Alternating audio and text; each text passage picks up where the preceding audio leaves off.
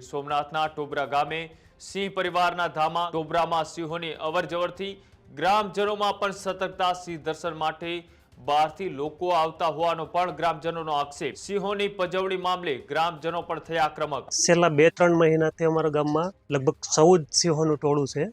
રોજ રાત્રિના આવે છે અને ઘણીવાર બહારના દર્શન કરવા લોકો આવે રાતના, સિંહને હેરાન કરે એને લીધે ક્યારેક લોકો ઉપર હુમલો કરશે.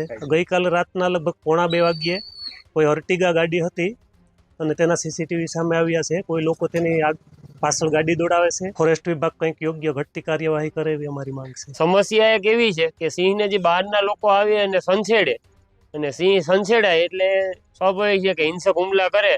તો એના માટે થઈને અમારા ગામજનોમાં છે ને થોડો ભયનો માહોલ છે. એ જો ફોરેસ્ટ વિભાગ દૂર કરે અને બહારના લોકોને માટે કંઈક પ્રતિબંધિત કરે અથવા કડક કાર્યવાહી કરે તો એવી અમારા ગામની માગણી છે. ગીર સોમનાથના ટોબરા ગામે એક સાથે 7 સિંહોનું ટોળું છે તે ઘૂસી આવ્યું. ગીર સોમનાથના ટોબરા ગામે સિંહ પરિવારના ધામા ગઈકાલે મોડી રાત્રે ગામમાં ઘૂસ્યું 7 સિંહોનું ટોળું. ટોબરામાં સિંહોની અવરજવરથી ગ્રામજનોમાં પણ સતર્કતા. સિંહ દર્શન માટે બહારથી લોકો આવતા હોવાનો પણ ગ્રામજનોનો આક્ષેપ. સિંહોની પાછળ શંકાસ્પદ કાર દોડાવ્યાના સીસીટીવી પણ સામે આવ્યા. સિંહોની પજવણી મામલે ગ્રામજનો પણ થયા આક્રમક. લાંબા સમયથી સિંહોને હેરાન કરાતા હોવાનો પણ આક્ષેપ ગ્રામજનોએ કર્યો.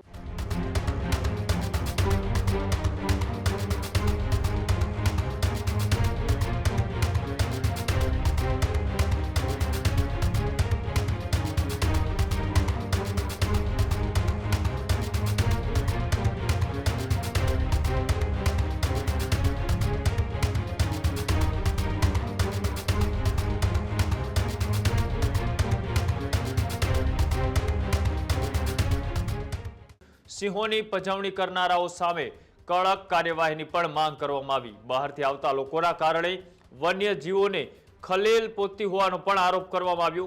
ગામની ગલીઓમાં નિર્ભય ફરી રહ્યો સિંહ પરિવાર કે જેમાં સિંહોની હાજરીથી ટોબરા ગામમાં અનોખો માહોલ સર્જાયો. ટોબરા આસપાસ અંદાજે 14 સિંહોના કાયમી વસવાટ હોવાની પણ વાત સામે આવી. ગામમાં ફરતા સિંહોને જંગલ તરફ ખદેડવાની પણ માંગ ઉઠી છે. સિંહોની સુરક્ષા સાથે ગ્રામજનોની સલામતીનો પણ અહીંયા મોટો સવાલ અત્યારે હાલ ઉઠી રહ્યો છે. વિક્રમભાઈ વાડેર, ટોબરા.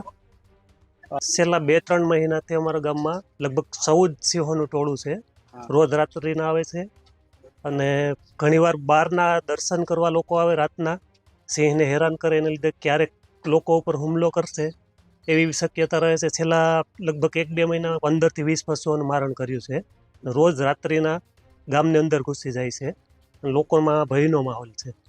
ગઈકાલે રાતના લગભગ 1:45 વાગ્યે કોઈ અર્ટિગા ગાડી હતી અને તેના સીસીટીવી સામે આવ્યા છે. કોઈ લોકો તેની પાછળ ગાડી દોડાવે છે અને ગલીમાં એક સાથે 7 સિંહ ગરી જાય છે અને પછી ગાડી પાછી વહી જાય છે.